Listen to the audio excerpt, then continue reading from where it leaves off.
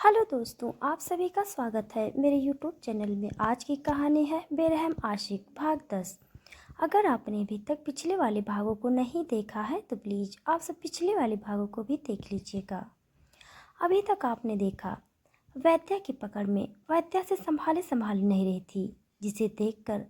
वैद्या उसे खींचकर अपने होठों की तरफ करता है और अपने होठों को उसके होठों पर सजा देता है। वैद्या सना को इतने आराम से किस कर रहा था और अपने होठों की गहराई में उतार रहा था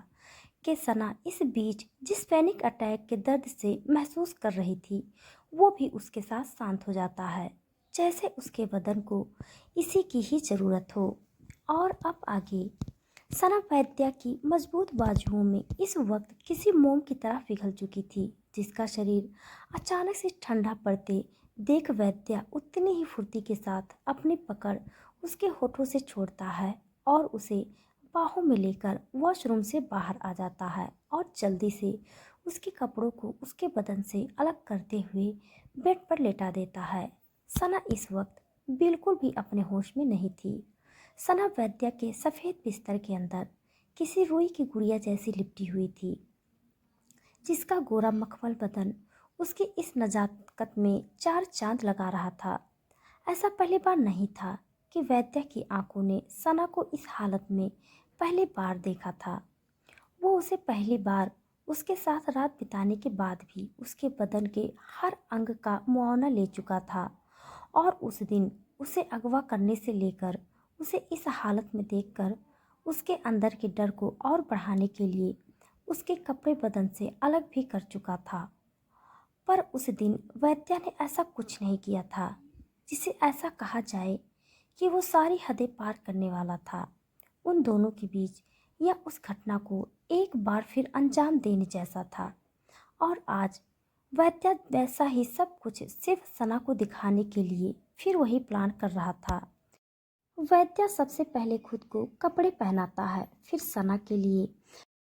उसकी वही मेडिसिन तैयार करते हुए उसे वो खिलाने लगता है, जिसे खाते हुए सना कुछ फुसफुसाई जा रही थी, जिसे वैद्या समझ तो नहीं पा रहा था। पर उसके शरीर को अपनी बाहों में मछली की तरह तड़पते देख वैद्या को अजीब सा सुकून मिल रहा था। वो महसूस करता है कि उसे हल्का हल्का बुखार भी है,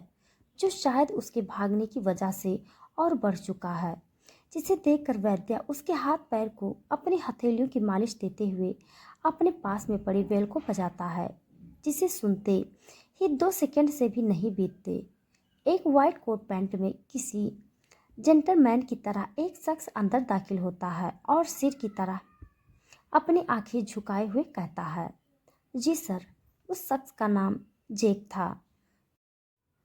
जो वैद्या को पर्सनल असिस्टेंट करने के साथ उसका सबसे वफादार मैनेजर भी था। वैद्या जेक की तरफ एक नज़र भी बिना देखे उसे सख्त ऑर्डर के साथ कहता है, जल्दी से रोनी को कहो कि मैडम के लिए गर्म सूप हल्के वेजिटेबल के साथ उनके पीने के लिए भिजवाओ और गर्म वाटर उनके सिर की सिकाई के लिए फास्ट। वैद्या की सारी बात जैक जल्दी से अपने ध्यान में रखते हुए उस कमरे से वापसी लेता है और 2 मिनट के बाद रॉनी एक ट्रॉली के साथ वहां पर एंटर होता है, जिसने अपना पूरा गेटअप बिल्कुल होटल में सरवाइव करते वेटर की तरह लिया था, जिसे वैद्या बिना एक नज़र डाले वापसी लेना का इशारा करता है, जिसके साथ ही रॉनी उस ट्रॉली को वहां पर ऐसे ही छोड़कर जल्दी से बाहर चले जाता है। कमरे में हल्की लाल रोशनी हो रही थी, जो केवल उस कमरे को हल्का रोशनदार करने के लिए काफ़ी था। रॉनी के जाते ही वैद्य वक्त को देखता है और फिर सना को सूप देते हुए उसके सिर पर गर्म पट्टियों को रखकर सिकाई करने लगता है। न जाने क्यों वैद्य बिना किसी शर्त के सना के लिए वो सब कर रहा था जो शायद उसने अपनी आज तक की जिंदगी में किसी लड़के के लिए किया हो, क्योंकि हमेशा ही वैद्या अपने बिंदास पेशेंस की वजह से हजारों लड़कियों के लिए एक प्ले बॉय रहा था, जो सिर्फ गर्ल्स को इस्तेमाल की चीज़ समझता था और वैद्या की इस आदत से सब वाकिफ थे। पर अगर आज वैद्या को सना के लिए इतना केयरफुल होता देख इस वक्त जेक या देवा देख लेते हैं तो उन्हें अपनी आंखों पर यकीन तक भी न होता। पर हकीकत ये थी कि वैद्या ये सब इतने सीक्रेट तरीके से कर रहा था कि उन्हें क्या इतना तो सना तक को भी पता नहीं लगता था। काफी वक्त बीत चुका था और वैद्या अभी तक उसी जगह पर बैठा सना का बुखार चेक करते हुए बार बार उसके सिर पर रखी गर्म पट्टियों को चेंज कर रहा था और कभी सिगरेट के कस भर रहा था जिसके पास में पड़ा बॉल भी लगभग वैद्या की आधी जली कटी सिगरेट के अनगिनत टुकड़ों से भर चुका था। सुबह हो चुकी थी और इस ओर सना भी अपनी नींद से जागते हुए वहां से उठने की तैयारी के साथ खुद को जगा ही रही थी कि इसी के साथ उसका ध्यान खुद पर डॉली देवा की गंदी निगाह अपनी तरफ खींच लेती है जो न जाने कब से यहाँ मौजूद था और उसके ही उठने का इंतजार करते हुए उस पर निगरानी रखे था। सना ने इस समय इस जगह पर वैद्य के अलावा बिल्कुल भी देवा को एक्सेप्ट नहीं किया था। सना अपने नग्न सीने को उस बेड शीट के साथ देवा की नज़रों से बचाते हुए हर तरफ से ढक लेती है और फिर देवा पर चिल्लाते हुए कहती है, हिम्मत भी कैसे हुई इस तरह अंदर आने की, निकलो यहाँ से, मैंने कहा गेट आउट, दफा हो जाओ, सुना नहीं तुमने। सना जहाँ शर्म से पानी पानी होते हुए देवा पर चिल्लाकर ये सब बोल रही थी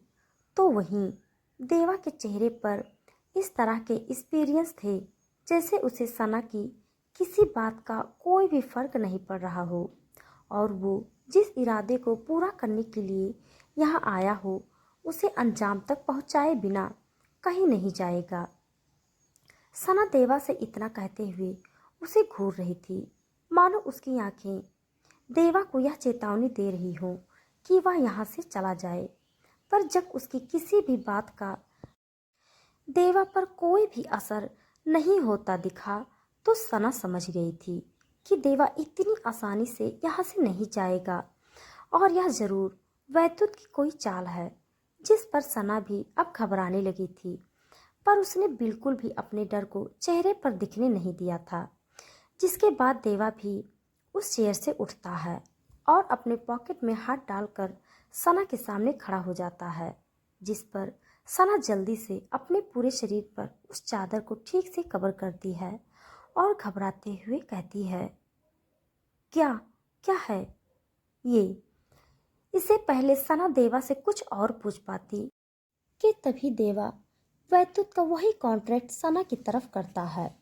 और उसे उस पर साइन करने के लिए इशारा करता है। वैद्या का ऑर्डर है कि तुम वैद्या के साथ 365 दिन का ये कॉन्ट्रैक्ट साइन करो और तभी तुम्हें यहाँ से जाने दिया जाएगा।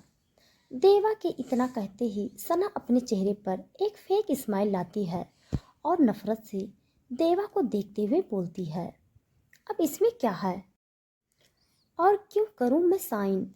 तुम्हारे सर जो चाहते थे वो उन्हें मिल तो रहा है, फिर ये ढोंग कैसा है। पहले ही उसने मुझे अपने बिजनेस की डील बनाया हुआ है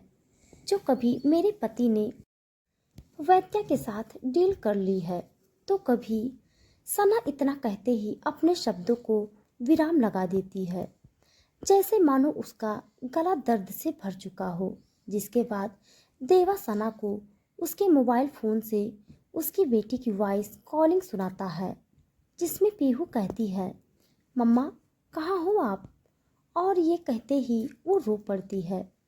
पीहू की रोने की आवाज़ सुनते ही सना फुदक कर अपनी जगह से देवा के हाथों से वो फ़ोन छीनने के लिए बेचैन होती है और हाथ जोड़कर रिक्वेस्ट के साथ कहती है, प्लीज़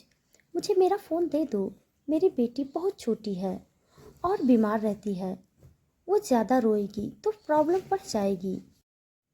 प्लीज़ फ़ोन दे दो मुझे।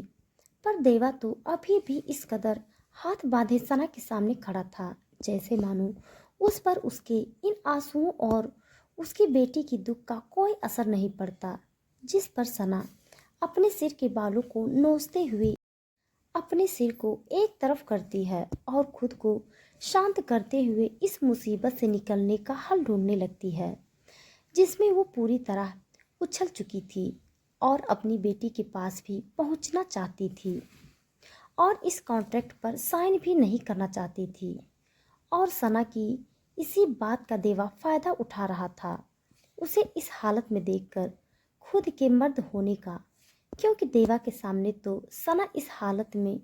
उस बेड से उठ नहीं सकती और उसकी ममता उसे इस तरह शांत हो बैठने भी नहीं देगी। तो मजबूरन सना को उस पेपर पर साइन करने होंगे, जिसे सना देवा की तरफ उठाकर उसे देखते हुए कहती है, अब मुझसे ये साइन क्यों करवाए जा रहे हैं? जवाब दो मुझे। सना के पूछे सवाल पर देवा जवाब के साथ कहता है, सर की सेफ्टी के लिए, कि तुम इसमें ये एक्सेप्ट कर रही हो कि वैद्य के साथ तुम जो भी करती हो खुद की मर्जी से कर रही हो और अगले 365 दिनों तक तुम उनके लिए ये करोगी। अगर अब कभी भी तुम्हारा वो बेवफा पति अपनी बात से पलटता है तो हम कागजी तौर पर उसे ऐसा करने ना दें। बस इतनी सी बात के लिए ये है। और ये कहते ही देवा सना की तरफ एक फेक स्माइल पास करता है और उसे साइन करने का इशारा करता है, जिस पर सना के आंसू एक बार फिर उसकी आंखों के रास्ते उसके चेहरे को भिगो डालते हैं, जिन्हें जल्दी से पहुँचते हुए सना एक लंबी सांस लेती है और इस बात पर संतुष्ट हो जाती है। चलो, काश 1 साल तो ऐसा आएगा उसकी ज़िंदगी में जब उसे इस कॉन्ट्रैक्ट से छुटकारा मिल जाएगा। पर सना ये नहीं जानती थी कि ये 365 दिन उसकी ज़िंदगी बदल देंगे। सना जितनी जल्दी हो सकता था उन पेपर्स पर साइन करते हुए उसे देवा की तरफ फेंकती है और गुस्से से वहाँ से जाने का इशारा करती है, जिस पर देवा भी जल्दी से उन पेपर्स को उठाता है और उस कमरे को लॉक करने के साथ वहाँ से चले जाता है। जिसके जाते ही सना फुर्ती के साथ उस जगह से उठती है, जिस पर पहली बार तो चक्कर आने पर उसके पैर जमीन पर रखते सार ही डगमगा जाते हैं। पर सना उतने ही आराम से इस चीज़ के साथ खुद को डील करती है और जितना जल्दी हो सके वो उतना ही जल्दी करके खुद को कपड़ों से ढकती है और बार बार पीहू को कॉल ट्राई करते हुए वहाँ से निकल जाती है, जहाँ सना ने अभी शेखावत मेंशन से पैर बाहर रखा ही था कि तभी उसे अपने सामने से उसे देखकर उसी की तरफ आते 3 हट्टे कट्टे बॉडीगार्ड्स दिखाई पड़ते हैं, जो फुर्ती के साथ सना की तरफ आते ही उसे सुबह की मॉर्निंग विश करते हैं और एक बार ब्लैक मर्सिडीज की तरफ इशारा करते सार ही कहते हैं, मैम आज से आप हमारी ही निगरानी में रहेंगी, क्योंकि आज से आपकी सिक्योरिटी हमारी प्रायोरिटी है। सना को एक जगह से तो अपनी बेटी के पास भी जल्दी पहुंचना था और दूसरी तरफ से वो वैद्या की हेल्प नहीं लेना चाहती थी। वो कहीं से भी खुद को उसकी एहसानमंद नहीं बनना चाहती थी, पर अभी सना के पास इस सब पर सोचने का समय नहीं था। सना जल्दी से उस कार में बैठती है और इसके साथ वो बॉडीगार्ड्स भी सना को फॉलो करते हुए उसके पीछे चल पड़ते हैं। आखिरकार अब आगे कौन सी मुसीबत घेरेगी सना को, क्योंकि अगला एपिसोड बहुत दिलचस्प होने वाला है। मैं उम्मीद करूंगी कि आपको ये अध्याय बहुत पसंद आया होगा। अगर हाँ तो लाइक कमेंट के साथ अपना प्यार देना न भूलें। तब तक के लिए धन्यवाद।